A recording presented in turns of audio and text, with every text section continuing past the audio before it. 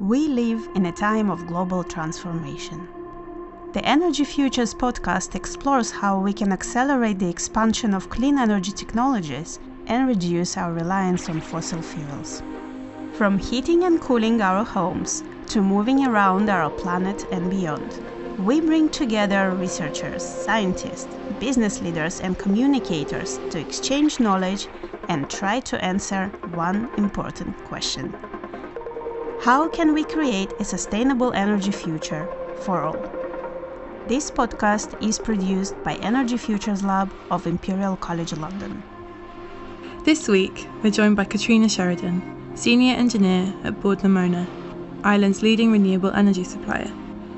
We'll explore Caitríona's journey in the energy sector, discuss Ireland's renewable energy goals, and delve into Móna's innovative projects and strategies for a sustainable future. Caitríona, thank you so much for joining me today. First thing first, I really want to jump on your career path because we'll move on to Móna in a bit, but I'd be really interested to find out how you arrived where you are today and kind of going back to academia. But if you want to go a little bit further than that, I'd really interested to know how you started getting interested in sustainability and where your passion in energy, where did that stem from? That's a really good one to start with. I think my passion kind of developed over time. I think when I was in college, it wasn't, I want to be in sustainability, I want to work in energy. I knew I wanted to be an engineer. I liked solving problems and helping people. I wasn't keen to help people in a kind of a doctor's sense or a nurse sense, so I thought engineering would be a great opportunity to do that. And I think through my undergraduate, so I have an undergraduate in electrical engineering, that is where I kind of started to see, okay, well, power systems are needed everywhere. Everybody needs electricity, and sustainability and the climate conversation really started ramping up. Not that it wasn't there, but it really started ramping up when I was in college. So from my undergraduate. And then when I had the chance to go into academia and towards a PhD, I was directed towards the kind of the HVDC and offshore technologies piece, kind of as I was sponsored by industry, which was really great to kind of get that kind of bit of a rubber stamp from industry, say that, look, what you're doing is potentially directly relevant to what the concerns we have are. I suppose then kind of that understanding, and then around HVDC, the need for offshore wind and the huge opportunity there is there. There's a lot of conversation around the need to decarbonise and how offshore wind could be a huge opportunity for that. So I think that's where the narrative for me really became strong, and kind of my passion around it really further developed into kind of one of my core kind of personal values in terms of working toward net zero. It's interesting, isn't it, how everyone kind of arrives in sustainability from different angles. Some people, might have come from a nature background. Some people come from an industrial background. Let's go a little bit further in time then. Talk me through what you studied, and obviously I know that you were at Imperial, but maybe go back a bit further than that into undergraduate and kind of what was your academic pathway into this role? Yeah, so I did a bachelor's of electrical and electronic engineering. So first year was very broad, kind of, so different system in Ireland. We do 6 to 7 subjects for our kind of A-level equivalent. So we have a broader base. So we kind of get all the basics again to make sure we're all on the same, on a level playing field. So from that, I started then from second year onwards, you get more in depth in terms of the electrical elements. So whether that's circuits, electrical theory, power system theory, a little bit of control and understanding there on control theory. And then from third year onwards, you start to get to pick the courses that you want to kind of really hone your skills in. So I picked, funnily, anything that was mechanical engineering based. I was like, well, maybe I should have done that. But no, I'm thoroughly enjoying power systems. But I did like parts in robotics. I did engineering management. And then my final year was renewable energy systems, power systems, kind of over the time. And I had an opportunity to do an undergraduate placement in industry, which was with Airgrid, who are the Irish transmission system operator, who I ended up going back to eventually. So that kind of gave me a real insight into there was so much change in the early 2010s in terms of, we actually need to accommodate all this, onshore wind in the first instance in Ireland's case, but then to then move on and kind of, okay, well, power systems, that's all going to happen across the world. So it's a little bit twofold in terms of, there's a great opportunity in terms of decarbonisation, but everybody needs electricity. It's a good job career to stay into too. It's interesting when people talk about power systems and power infrastructure that they always kind of echo it with, I like solving problems, because with grids and power systems, it is super problematic in terms of the transition to going over to fully a renewable grid. There's lots of different challenges that come with that, and often the challenges are towards the actual grid infrastructure. So kind of talk me through what gravitates you towards this area of work. What is it that kind of excites you? What excites me? I suppose there's been so much change, and it's such a cool engineering feat that technology that was developed in the early 1900s, even the late 1800s, it's still directly applicable today and is the bulk of what our current networks are. Then you've got the next generation of technologies where it's power electronics based. It's a lot more, digital, and how those two blend together is really interesting, because obviously there's a level of security in terms of you've got a simple piece of kit. There's no external influences on that, whereas with modern devices, in terms of power electronic based devices, they all need computer systems to help control them, and that's all subject to cyber attacks, to other faults and other elements happening to them. So I think that's what's really exciting, is how that blend of old standard technology, not that it's older redundant, but how that then blends with the next generations of technology in terms of power electronic based, how they kind of work together, because getting those to work together can be quite a challenge, particularly when electricity is really key. For people, it's you need to have it. It needs to be available. It needs to be secure and stable to kind of maintain our electrical network. Yeah, and energy systems are different in every single country. Everyone's got their own challenges. Everyone's looking at a different mix of energy sources. So I think it'd be quite nice to talk about Ireland. You're based in Ireland. Obviously, people tell from your accent that you're also Irish. So Ireland has a commitment to try and generate 80% of its electricity from renewable sources by 2030. Now, that is very ambitious, and I'm sure you'll relish the challenge. Let's talk about the challenges then. How do we get to 80% renewable in the next 6 years? Is it 5 years? The next 6 years, it's going to be a massive challenge, but it's a huge opportunity. I think Ireland, we're the laboratory of Europe, so we're seeing 75% of our electricity at any point can be renewable sources, and that's great, but it's not consistent. At the moment, we're kind of roughly hitting about 40 to 44% of our yearly electricity being met by renewable sources. So we just need to build more effectively. But those challenges are there in terms of, I don't think it's too dissimilar in GB, where it's access to the grid and it's getting planning permission for your project. So they're the two biggest challenges that are being faced. And I think something that Bord na Móna is looking in as to how do we co-locate electricity infrastructure with our renewable energy developments, and then maybe co-locating again in terms of large energy users. I think for Ireland, we've had a lot of conversation around large energy users, in particular data centres. I think the Central Statistics Office here last week gave a stat as 21% of our electricity is used by data centres, which is massive. It's really increased in the last 10 years, but they're essential for day-to-day life. We couldn't be facilitating this conversation without a data centre, and lots of other exciting technologies as well. So there is a great opportunity for Ireland to really come forward, and that goal of 80% is hugely ambitious, but it's not just onshore wind. We're really getting on board with solar as well. So we've got about 300 to 400 megawatts connected, and that's increasing. Even Bord na Móna have our first solar foray is going to be connected and commissioned in the next 2 to 3 months. And then with that, the biggest opportunity for Ireland is offshore wind, which is the biggest opportunity for Ireland is offshore wind, where you've got a massive sea basin for our land mass. So with the potential for up to 37 gigawatts of offshore wind. And I think to put that into context, the all island peak demand is about 6 to 7 gigawatts. It's a really massive amount of opportunity, whether that's going to be through green electrons or green molecules. We're still working on how we can actually realize that and be an energy exporter potentially. Amazing. And so talk me through the mix then. So you talked about offshore wind. What's going to contribute to the renewables in that mix?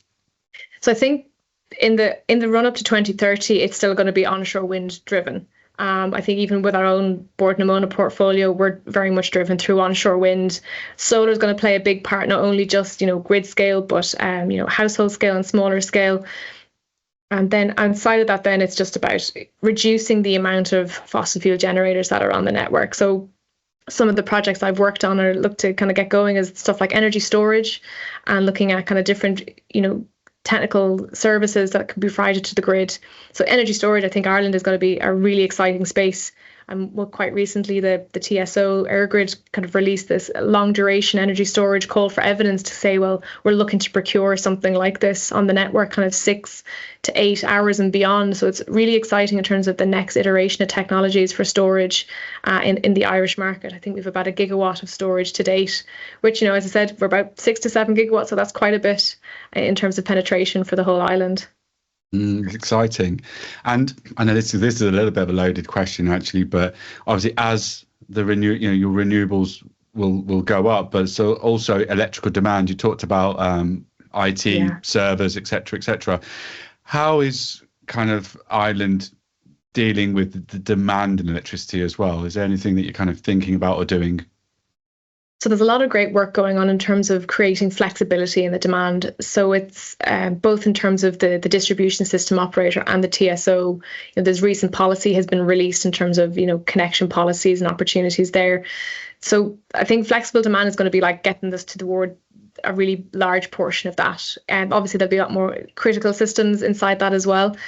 But I think flexibility in demand, so obviously the likes of some large energy users, whether it's pharmaceutical or others, can be looking at, they have a flat constant load, but there's such opportunity, even, if you take your own household example, I'm lucky enough to have an electric car and I charge it overnight. I don't charge it from 5 to 7. It's really simple stuff like that, just making the existing tech we have a little bit smarter, I think would be a really quick win in that regard. But in terms of the wider scale, I think it's something Bord na Móna are really looking to do is kind of, at the moment, there's effectively a moratorium in connection of data centres in the Dublin area. So Bord na Móna are keen to kind of pull them out a little bit toward our land bank, kind of co-locate, your renewable electricity with your large energy user, and then have your grid infrastructure and kind of co-locate all of that. And it makes better utilisation of the grid that we've got. And it also allows, for that economic development to continue as well. Definitely. So you've mentioned then the organisation you work for, Bord na Móna. I think the listeners will probably be really keen to understand a bit more about the organisation and its history and what it does today. So let's go back a bit in time. Where did Bord na Móna start and what is it today?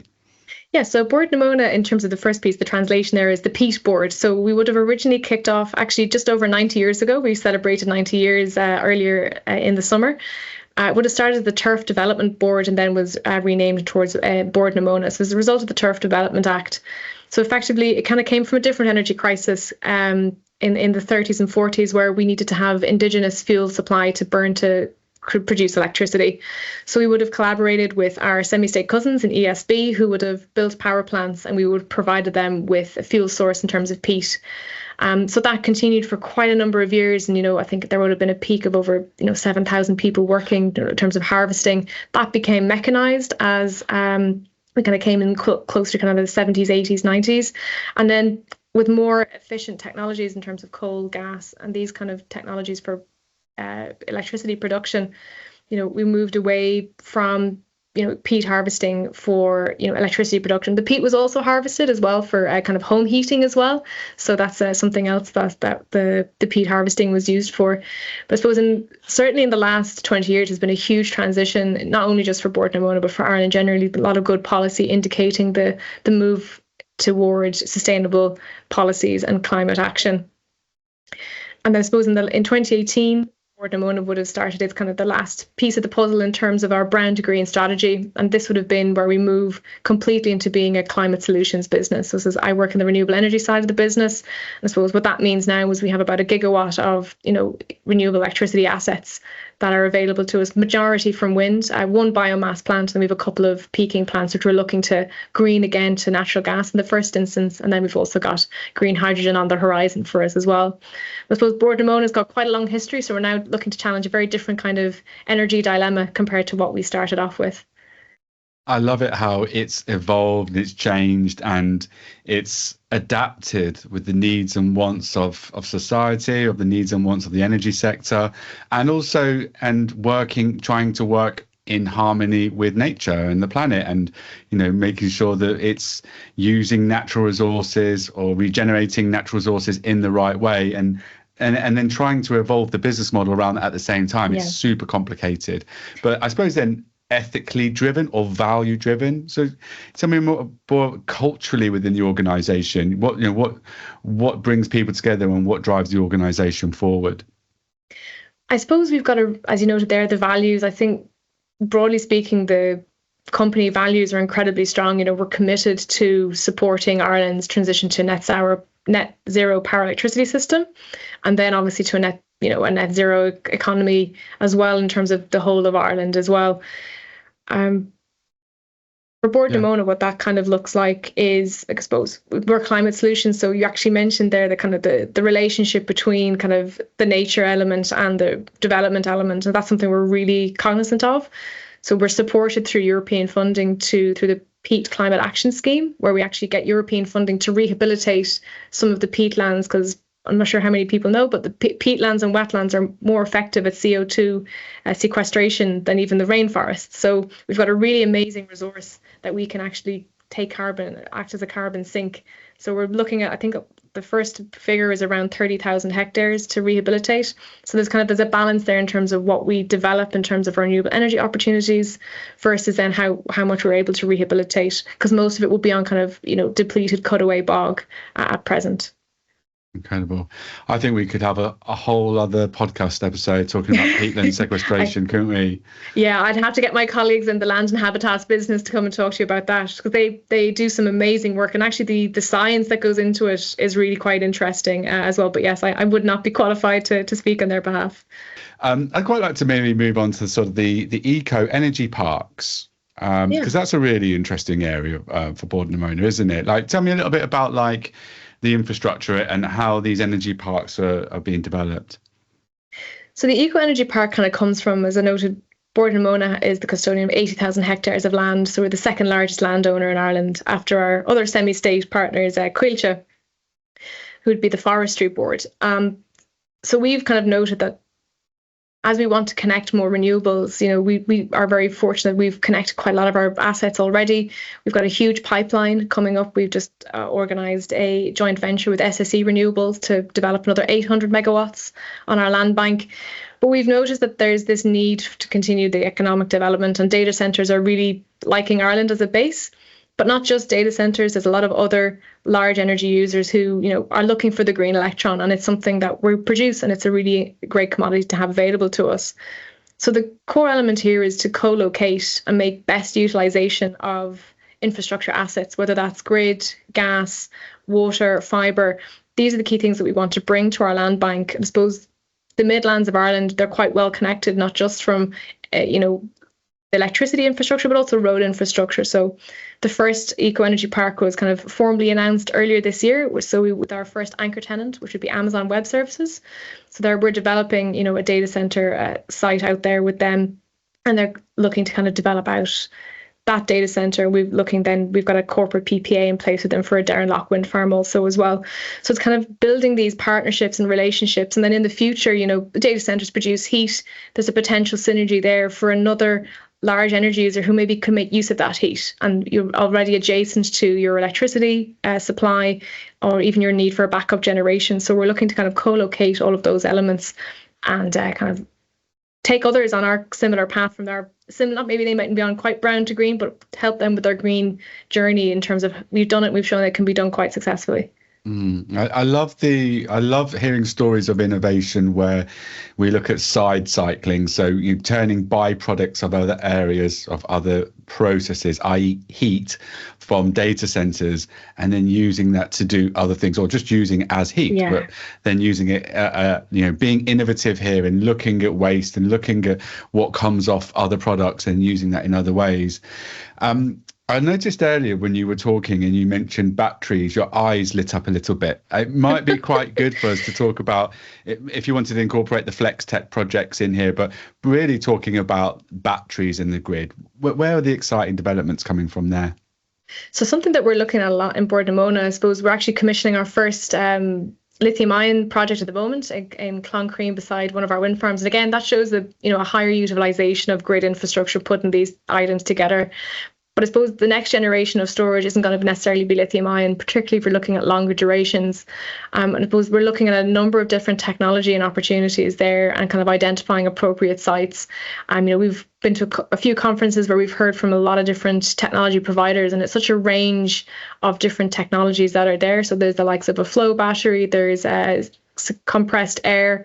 There's actually a really interesting one around high density pumped hydro. Like, these are all different exciting technologies. Now they're slowly but surely getting there commercially, and I suppose that's something that's really important. And I think they're doing it quite well in GB, where they've got a long duration storage support scheme that's coming together, and similarly they're doing the same in the States. So we're hoping that EirGrid's procurement call for evidence they held at the end of last year would lead us into something like that. But equally, even without the procurement option, you have the need for 24/7 green electricity for your large energy users, and what that might look like. There's a lot of policy and pieces to go in there, but it's the other piece of the picture in terms of if you want to provide constant green energy, whether that be through a backup being fueled with green hydrogen or making use of a longer duration storage option. I think they're really exciting places at the moment. There's a lot of conversation going on around them. Mm-hmm. I'd love to jump on that, actually, like talking about innovation, but also looking at collaboration.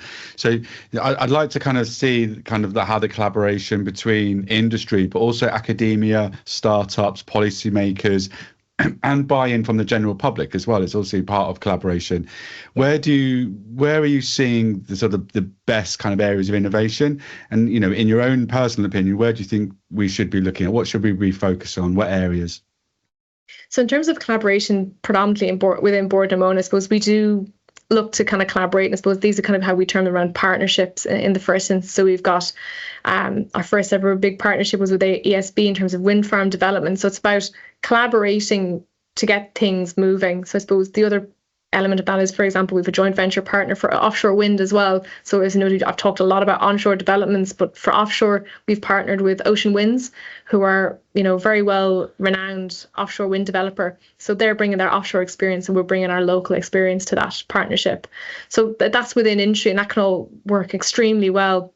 And in terms of academia, I might lean into kind of my experience when I was at Imperial. There was my own PhD, which was sponsored by industry, and to have that insight into what industry are really looking for is absolutely essential, that you're kind of on a path that can be directly applicable. Not that there's nothing wrong with anything that's theoretical, but having that direct application to kind of see the benefit of maybe a solution that's being worked on can have is really exciting, but also kind of brings on the next piece of research in terms of industry understanding. And you noted there around policymakers as well. I think policy makers having that insight in terms of what the next generation of technologies looks like, whether it's from an enabling perspective in terms of procurement or kind of just a general policy piece, is absolutely essential to kind of provide the route to market and the certainty that a developer like Bord na Móna would need to actually go off and do something like this, because without it, it's a very tough case to make from a business and commercial standing point. Yeah. And I'd like to touch on you mentioned studying at Imperial and working in industry and having that experiential learning whilst doing your research and putting it into application, and vice versa. Looking at application and looking at what needs development. Where can you develop your research? Have you got any advice for anyone that's currently studying, that's thinking about where they want to develop their research and how to build more industry contacts? Is there anything that you could give advice there? So that's a really good question. I'm trying to think now. The best for me, it's getting out to conferences and really being active around how you network and kind of doing a bit of research beforehand to kind of understand, okay, who's here, targeting suitable conferences. It doesn't have to be directly relevant to your area, even just slightly adjacent is really a great place to kind of see where any potential synergies or opportunities are. But even just, reaching out to people, I think people generally through like the likes of a LinkedIn, I'm aware LinkedIn is getting a little bit kind of inspirational quote at the moment, but there is a lot of people on there who are keen to kind of collaborate or understand. So I think it's underutilized maybe a little bit in terms of actually making and engaging with people in terms of connections, but certainly conferences, LinkedIn, but also within your own network, depending on whether you're on university or not. There's a lot of like the Energy Futures Lab is a great chance where you can kind of cross pollinate with different people in different departments in the first instance, and then there might be connections on from there. Yeah, thank you. And hopefully people listening to that are looking at industry placements, etc. I'll give them a little bit of confidence to get on LinkedIn, set up their profile, start direct messaging people, because if you don't ask, you don't get. Exactly. And most people are pretty friendly. That's it. Okay, so we've mentioned a little bit about Ireland and we've talked a little bit about the UK, and there is differences here. And I suppose living in the UK and working predominantly in the UK, it'd be quite nice to know if there's anything that we can learn from the work that's happening over in Ireland. Is there anything that's happening, you would say, that you mentioned earlier, that you're the experiment lab of Europe? Was that what you said, that you were? Yeah, I love that term. That's amazing. Yeah, we're kind of seen as the lab of Europe because we're so small and we see the challenges that are coming on the grid in particular earlier. So although we would be leaders in terms of penetration of wind energy. Yes, okay, Denmark also are very much leaders, but they have the benefit of they're hugely interconnected to the European continental power system, whereas we have to deal with that wind on our own. And we have two interconnectors at the moment to GB, so one from Northern Ireland to Scotland and one from just outside Dublin into Wales. So that's our only link in the first instance to GB and onto Europe. There'll be a new connection actually coming online this year, the Green Link, going from, I think, south of Ireland into Wales again. And then from, I think it's in a couple of years' time, EirGrid are progressing the Celtic interconnector, which is our first connection into France, which will be very exciting because that means we get to trade in the European space as well and kind of getting all those bit of decongestion out of the Irish network to get our wind power out, because we see quite a lot of dispatch down. And I'm not sure, I don't know the statistics for GB, but we're seeing a lot of dispatch down here. And I think that could be learning both ways. I know the GB are really innovative in terms of the next generation of technologies. That's something Ireland could learn for sure in terms of getting the next generation of technologies coming along. Because we've worked so hard to get so much wind on to date that the next piece of the puzzle is going to be quite tricky to get the next generation of technologies in to support a kind of a stable and secure grid while having all of this renewable electricity penetration. Sure. And you mentioned about collaboration, but what are other ways for knowledge exchange? Because we're all trying to figure this out. We all have our own challenges in terms of geographically, politically, etc., socially. But how do we share the knowledge much more freely from country to country, around Europe, globally, etc.? Yeah, I think since the pandemic, there's been a lot better use of platforms like this, where it's Teams, it's Zoom, it's other platforms where you kind of have these webinars and opportunities to connect with people in a very different and virtual format compared to previously, where it's very much in person, which could be very limiting depending on where you're based. I think also the getting involved with the likes of, so I'm a member of the Institute of Engineering and Technology, the IET, it's Engineers Ireland kind of equivalent over here, but those bodies actually have a lot of great events that are both in person and online, and they kind of foster that little bit of, networking as well as kind of just general learning points of interest. But in terms of the general sharing, I think something that, we've done a lot with Imperial in terms of, from my understanding with Imperial, is that, kind of open access to information, I think, is absolutely critical. Now, obviously, there's a balance there, because obviously there's a lot of, depending on where your expertise is, if it's cybersecurity, maybe don't make that open access. But in terms of solutions, it's great to see different people kind of sharing their knowledge and kind of seeing papers online in the next generation, or even position papers, coming from industry and the likes of larger consultancies as well, kind of give those insights as well in terms of what's going on directly in industry as well as what's happening in academia. Amazing. Well, I have about 3 pages of question here, and I'm definitely going to get through them because I'm going to start bringing this to a little bit of a close. It's amazing. Caitríona, I could talk to you for hours. It's incredible. But I'm actually going to close this actually on something that's quite close to my heart, which is about community involvement, community development, community engagement, because I believe that we are dealing with big systemic issues here. A lot of it is have to be solved at a government policy level, but we've got to get everyone on the bus here. It's important that we're all aware and educated of what's going on, and that we're all working towards a positive change. But I suppose I'm moving on to community then. So how are Bord na Móna engaging local communities in the development of renewable energy projects? Yeah, so we've got a dedicated kind of community liaison team that would kind of engage with communities when we're kicking off kind of our large energy projects. At the moment, it's predominantly been onshore wind. So there'll be a lot of community engagement. Kind of that includes kind of knocking on doors, going door to door, chatting to people about what's coming up. Also holding kind of public consultation phases where you'd have, loads of signs, posters up, information available, not quite a town hall where we'd be speaking to a crowd, but kind of allowing a little bit more freedom that they can chat to us, when we're on site if they want, or they can just take information for the local community to read at their leisure. But so something we'd also be promoting is the fact we've got quite a good community benefit scheme. So there's a couple of elements of that in terms of there's the near neighbour element where if you're within a certain distance to the wind farm, you would get a once a year payment to your electricity bill, which certainly in the last 2 or 3 years has been really beneficial to the local communities. Also, then you'd have the direct community benefit scheme where it should be the pot of money coming from each year, depending on the performance of the wind farm or renewable energy asset, where the local community could bid in to kind of upgrade their local town hall or other elements, or in for sports clubs and elements like this. The last element that we've actually started doing in the last year or so is awarding scholarships to third level students to help support them through their studies. And this looks like we've actually got one of them interning with us at the moment, so they get to see firsthand what actually happens within the business. But obviously the financial stress that can be with a student kind of going through college can be quite a challenge. So those sponsorships are there to help those particularly looking at kind of climate solution areas in terms of their studies. So they're kind of the main elements, but I completely agree. The public engagement, it's for everybody. It's not just for the developers to kind of do something. It's not just for the grid operators to kind of make money. We need this infrastructure to completely decarbonize, and getting that story out, I think, is really, really important. Yeah, I agree. And I like the fact that, you talked about actually knocking on doors, going out to see people where they are. And the phrase meeting people where they are isn't a figure of speech. It actually means meeting people where they are, and getting out there and really understanding what people's needs and wants are, and what is that where they can see, a totally decarbonized energy system, and what it means to them. What does energy mean to them in their lives now and in the future? Okay, this is the magic lamp moment. So you have a magic lamp. What do you think the next, well, I don't think 10 to 15 years, well, how do you see it looking? What would be an ideal sort of future for you? Ideal future. For me, it's decarbonized and decarbonizing faster.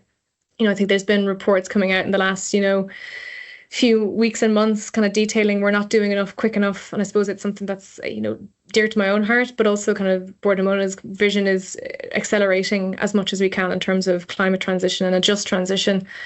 So I think just decarbonising as quick as you can. I think part of that, like as I noted, I have an electric vehicle. I'm very fortunate that I can do that.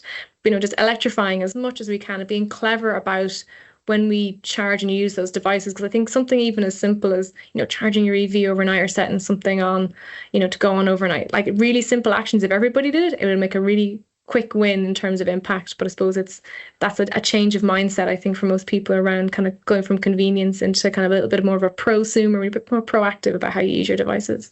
Yeah, and that education piece is so crucial in this, and bringing everyone, empowering people into their own ideation of their own lives and what they're going to, why it will benefit them, and why they're empowering them to make their own decisions. No, I love it. Okay, cool. So if people want to find out more about you, where should we send them? I would say send me to LinkedIn. That would be the best one. I'm also on Twitter, if people still use Twitter. I can provide all my kind of handles and stuff for the show notes. But yeah, predominantly LinkedIn if you want to reach out. If you want to know anything about Bord na Móna, it'll be, bordnamona.com would be the place to have a look at us. Incredible. Thank you. Oh, I could talk to you for a long time. We'll have to do this again. There'll be a part 2, and there's so many different other areas to talk about. But Caitríona, thank you so much for your time. It's been absolutely amazing. I've learned so much, and I look forward to speaking to you again soon. That's great. Thanks so much for having me on. Thank you for tuning in to the Energy Futures podcast. Here at Energy Futures Lab, we are dedicated to addressing global energy challenges through pioneering research, innovation, and advocacy.